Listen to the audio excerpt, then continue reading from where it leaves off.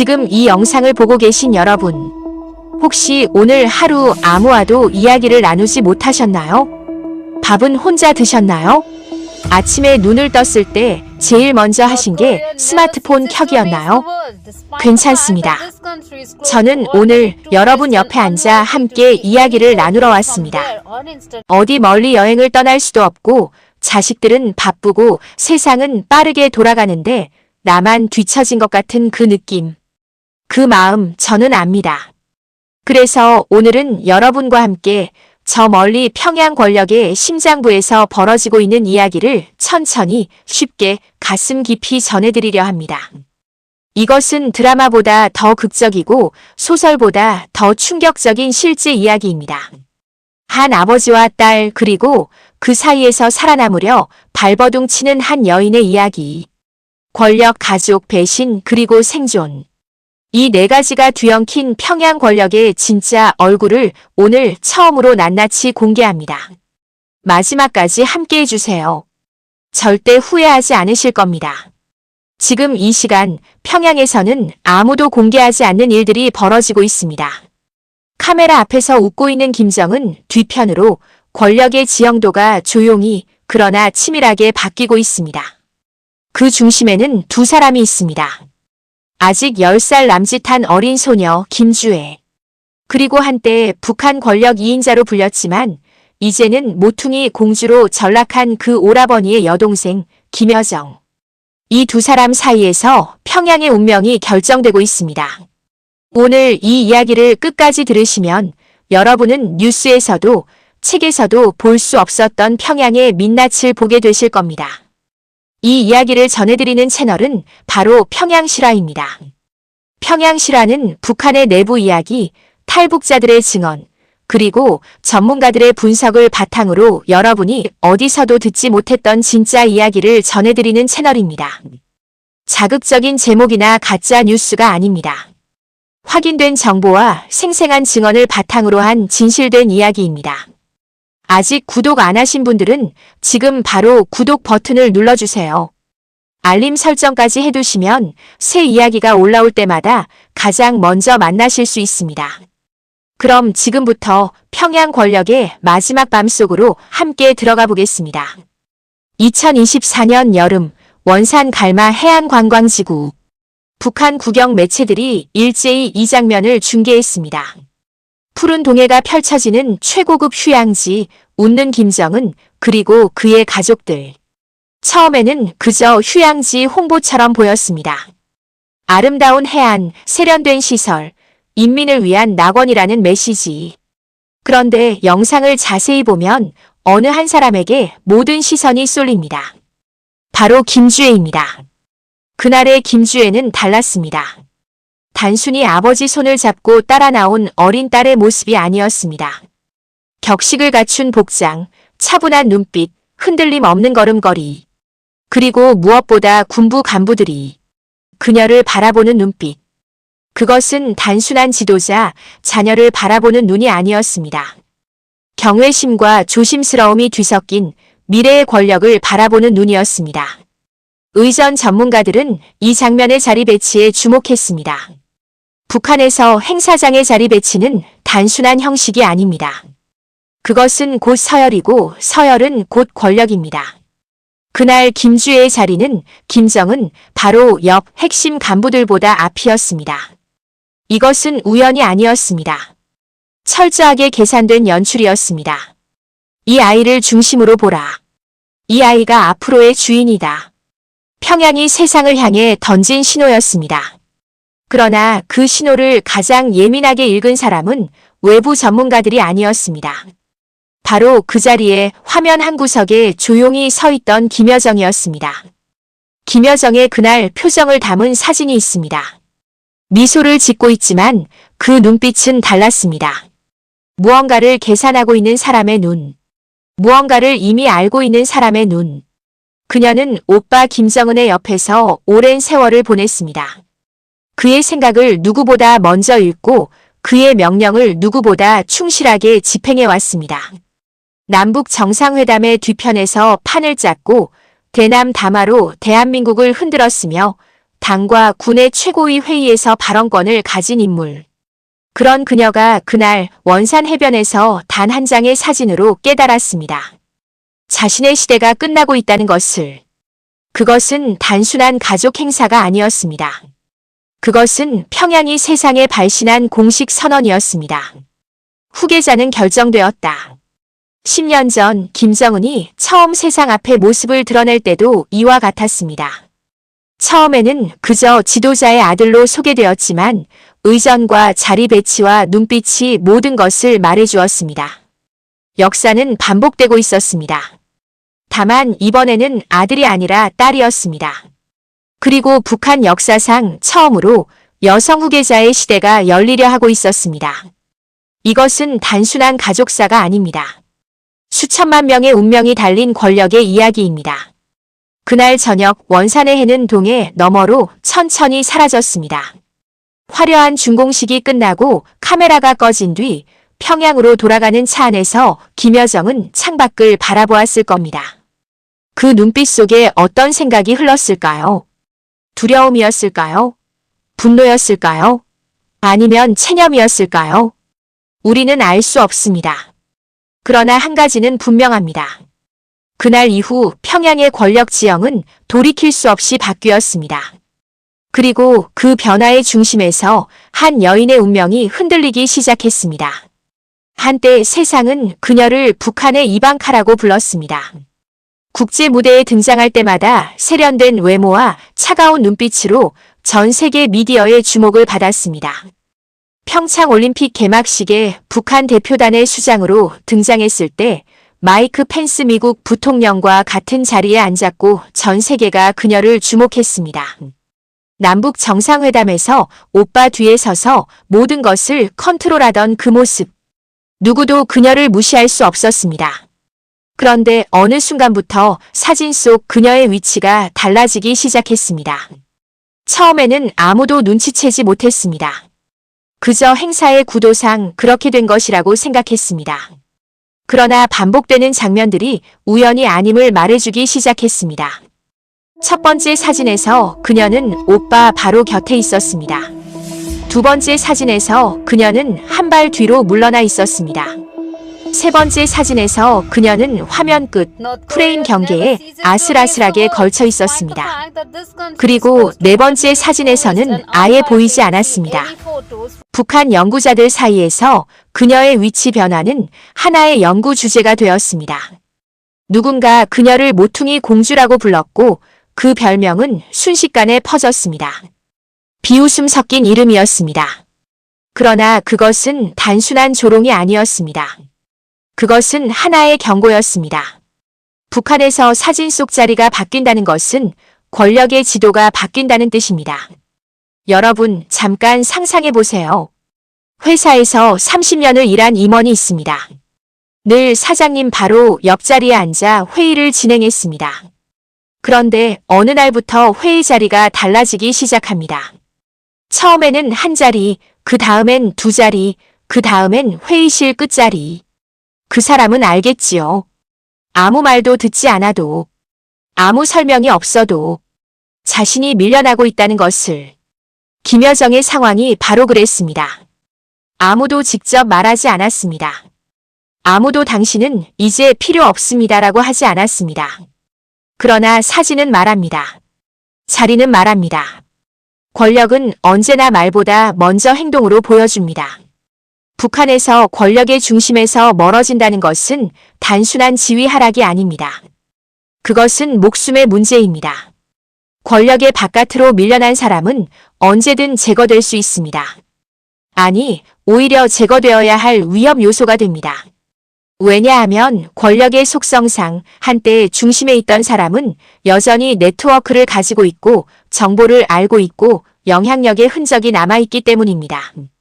김여정은 이것을 누구보다 잘 알고 있었습니다.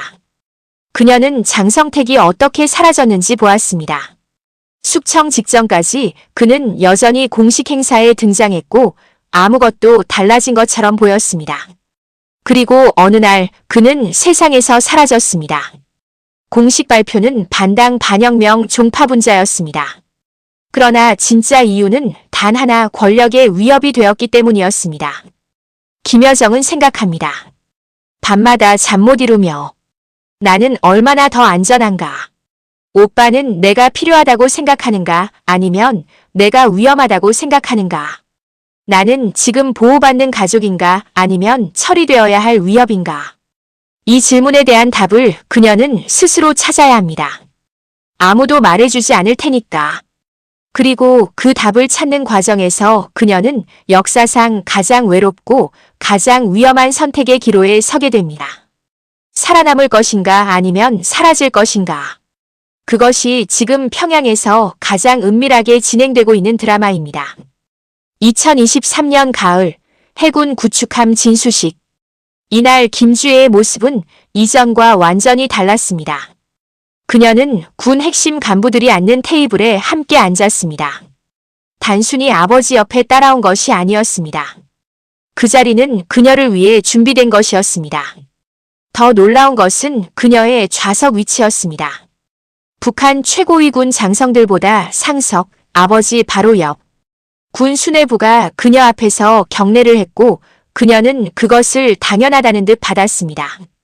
10살 남짓한 소녀가 북한 최고 권력자들의 경례를 받고 있었습니다. 이 장면 하나가 평양 내부에 던진 메시지는 명확했습니다. 이 아이는 보호받는 자식이 아니라 앞으로 여러분이 모셔야 할 권력이다. 전문가들은 이 장면을 분석하며 입을 모았습니다. 이것은 단순한 PR이 아니다. 체계적인 후계자 교육 프로그램의 일부다. 생각해보세요. 우리나라에서도 대기업 재벌가의 자녀가 어릴 때부터 경영 현장에 데려가고 임원들에게 인사시키고 회의에 참석시키는 경우가 있습니다. 그것과 비슷합니다. 다만 이것은 국가 전체가 그 아이를 위한 무대가 되는 것입니다. 군 시찰, 함정 진수식, 열병식, 미사일 발사 현장, 휴양지 준공식. 이 모든 공식 행사가 김주혜에게는 교과서이고 수업이었습니다. 평범한 교실 대신 권력의 현장이 그녀의 학교였습니다. 그렇다면 이것이 왜 중요할까요? 여러분, 역사 속 모든 왕조와 독재 체제에서 후계자 교육은 가장 중요한 정치 행위였습니다. 조선시대에도 세자는 어릴 때부터 국정에 참여했고 신하들은 세자에게 고개를 숙였습니다. 그것은 단순한 교육이 아니라 체제의 연속성을 보장하는 장치였습니다. 우리는 이 아이를 따를 것이다. 지금부터 익숙해져라. 김정은이 간부들에게 보내는 메시지였습니다. 그리고 간부들도 그 메시지를 읽었습니다. 누구도 이 아이 앞에서 건방지게 굴 수 없었고 누구도 이 아이를 무시할 수 없었습니다. 권력은 이미 이동하고 있었습니다. 천천히 그러나 확실하게. 그러나 이 변화가 모두에게 환영받은 것은 아니었습니다. 평양 내부에서는 조용한 술렁임이 있었습니다. 오랜 경험을 가진 간부들, 군의 장성들, 당의 고위 관료들. 이들 중 일부는 생각했습니다. 아직 어린아이다. 과연 이 아이가 이 체제를 이끌 수 있을까? 김정은이 갑자기 건강 문제로 쓰러진다면 실제로 권력을 누가 잡을 것인가? 이 질문에 대한 답은 하나였습니다. 김여정. 그리고 바로 이 사실이 김여정을 가장 위험한 존재로 만드는 이유였습니다. 여러분, 권력의 논리는 냉정합니다. 후계자가 어리면 어릴수록 섭정의 자리는 더 매력적이 됩니다. 역사 속에서 어린 왕이 즉위했을 때 실질적인 권력을 잡은 것은 늘 그 옆의 어른이었습니다.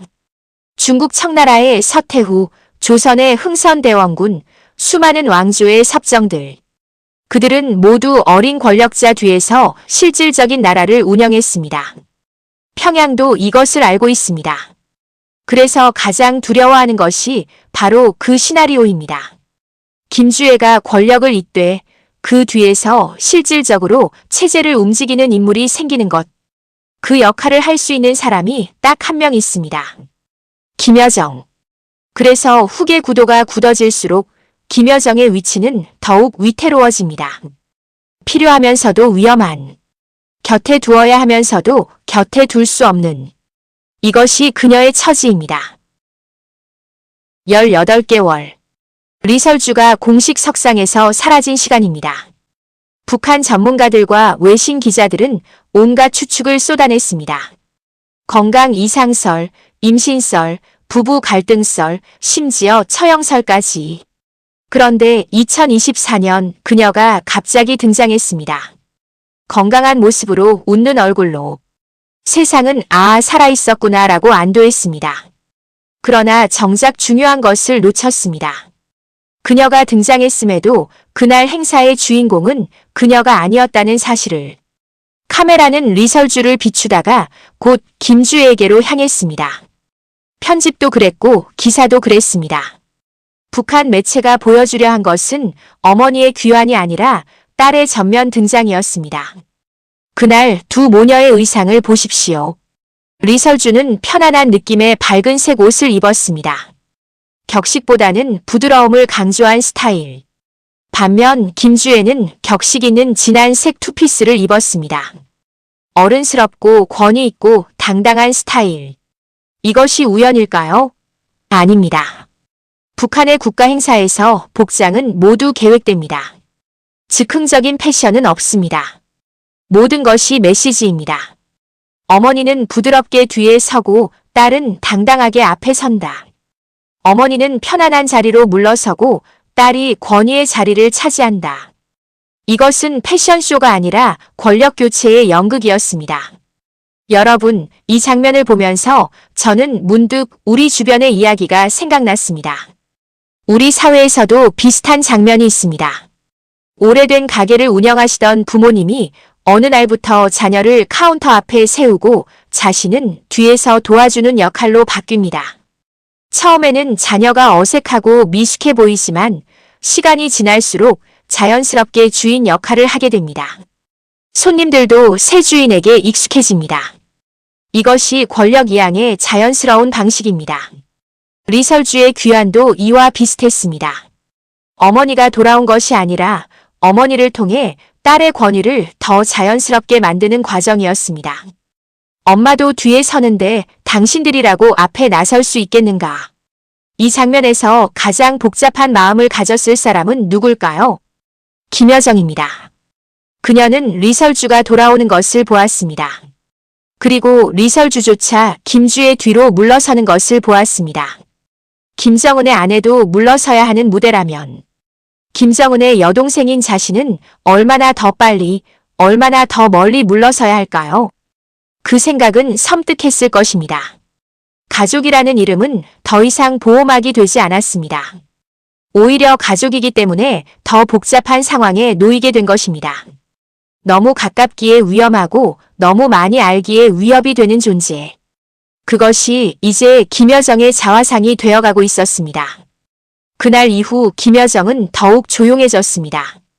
담화 횟수가 줄었고 공식 석상에서의 발언이 줄었습니다. 그러나 그녀는 사라진 것이 아니었습니다. 조용히 관찰하고 있었습니다. 조용히 생각하고 있었습니다. 조용히 생존의 방법을 찾고 있었습니다. 평양에서 오래 사는 법은 두 가지입니다. 가장 충성스러운 사람이 되거나 가장 필요한 사람이 되거나. 그녀는 지금 그 두 길 사이에서 줄타기를 하고 있습니다. 그 줄이 얼마나 버텨줄지 아무도 모릅니다. 카메라 밖에서 평양은 다릅니다. 공식 행사장에서 웃고 박수치는 간부들은 행사가 끝난 뒤 조용히 모입니다. 공식적으로는 존재하지 않는 회의들, 기록에 남지 않는 대화들. 그러나 그것이 진짜 권력이 움직이는 방식입니다.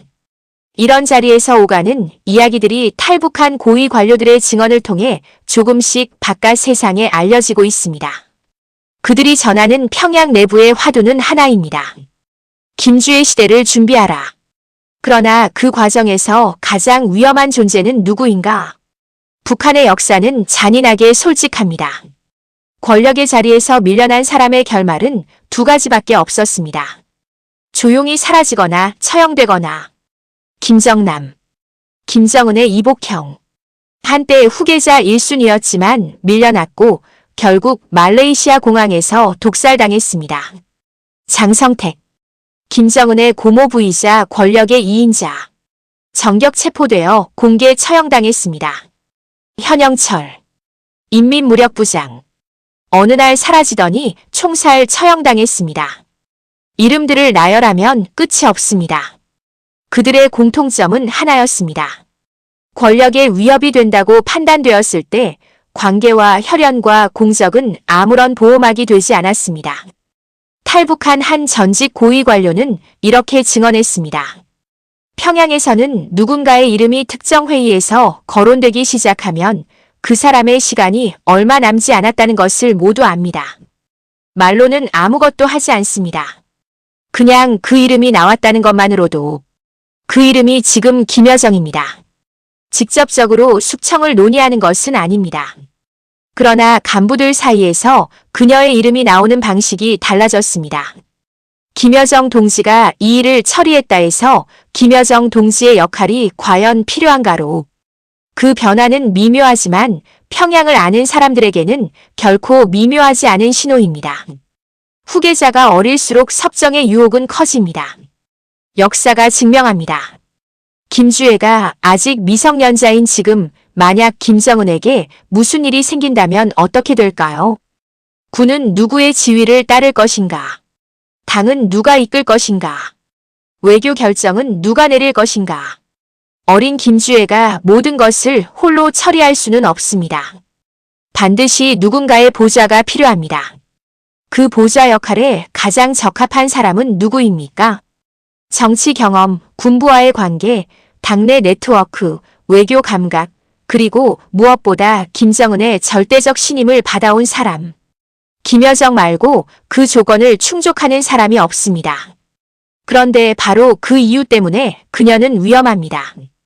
필요하기 때문에 더욱 위험한 것입니다. 평양의 논리는 이렇습니다. 김주애가 안정적으로 권력을 잡으려면 두 가지가 동시에 이루어져야 합니다. 첫째, 김주애를 도울 수 있는 강력한 후견인이 필요하다.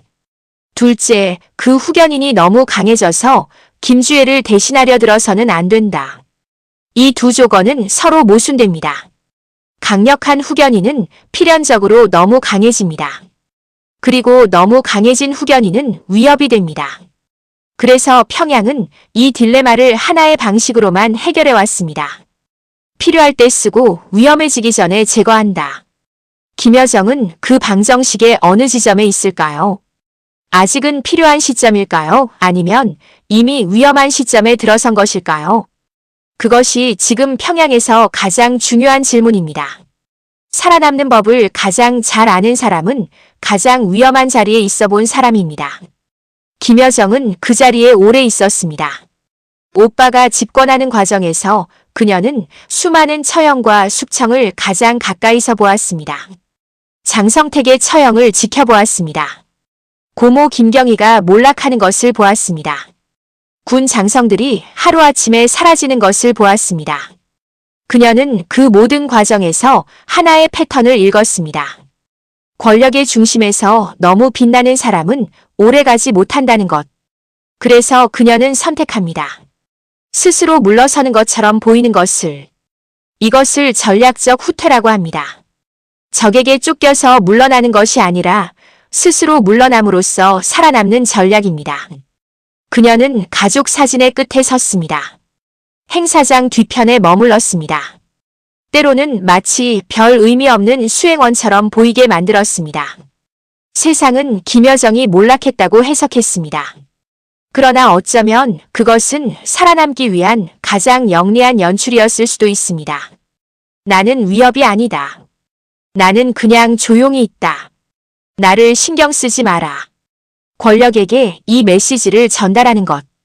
그것이 그녀의 생존 전략이었습니다. 여러분, 혹시 인생에서 이런 경험 해보신 적 있으십니까? 내가 맞는데도 참아야 할 때. 내가 능력이 있는데도 뒤로 물러서야 할 때.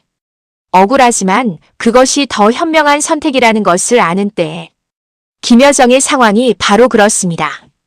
그녀는 능력이 있습니다. 경험이 있습니다. 네트워크도 있습니다.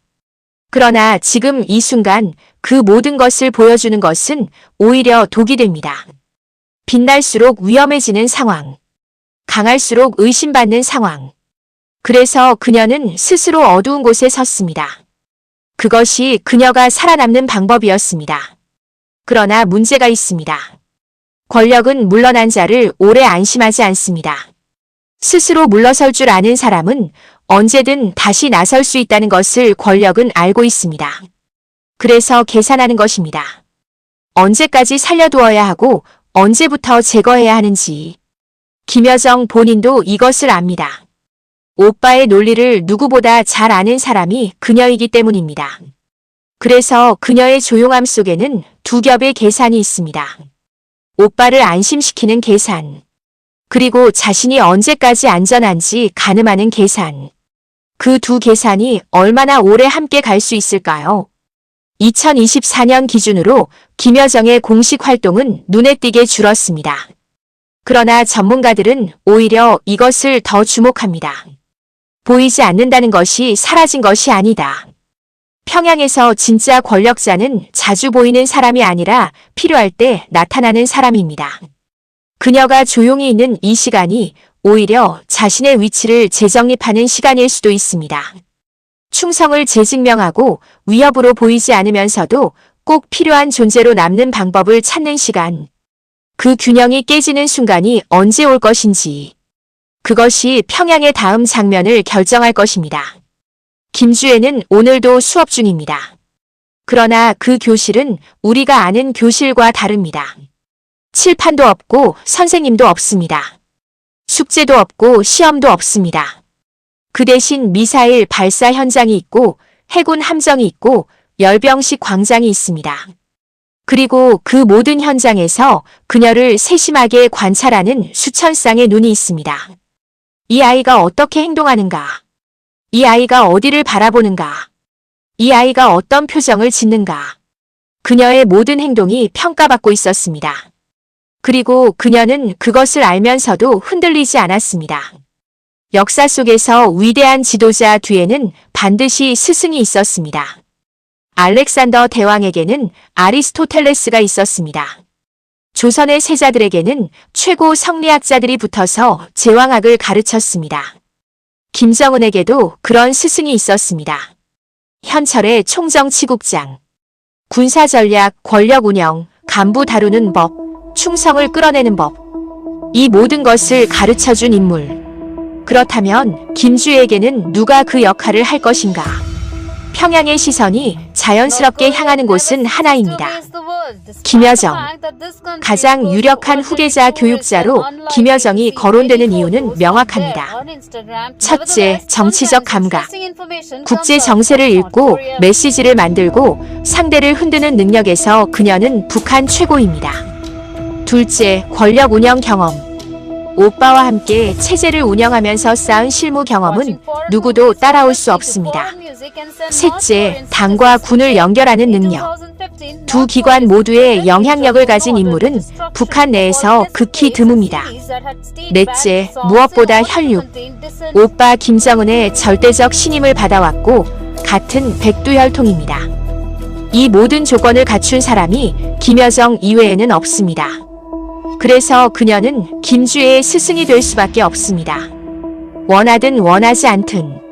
그러나 바로 여기에 딜레마가 있습니다. 스승은 학생보다 많이 압니다. 더 능숙합니다. 더 많은 것을 할 수 있습니다. 그리고 그것은 권력의 관점에서 보면 하나의 위협입니다. 저 사람이 이 아이보다 더 잘할 수 있다. 그렇다면 왜 이 아이가 지도자여야 하는가? 이 질문이 누군가의 머릿속에 싹트기 시작하면 스승은 더 이상 스승이 아닙니다. 위협이 됩니다. 그리고 위협은 제거됩니다. 중국 역사에서도 이런 사례가 무수히 있었습니다. 탁월한 스승을 가진 어린 황제는 그 스승을 결국 숙청했습니다. 스승이 너무 뛰어나면 황제의 자리가 불안해 보이기 때문입니다. 김여정의 딜레마는 바로 이것입니다. 잘 가르치면 위험해지고 못 가르치면 쓸모 없어진다. 그럼에도 불구하고 김여정은 그 역할을 받아들일 것입니다. 아마도. 왜냐하면 그것이 유일하게 살아남을 수 있는 길이기 때문입니다. 스승이 되어 충성을 증명하거나 아무것도 하지 않아서 쓸모없는 존재가 되거나 두 선택지 모두 완벽하지 않습니다. 하지만 전자가 그나마 나은 선택입니다. 그래서 김여정은 조용히 그러나 확실하게 김주혜의 곁에 서 있습니다.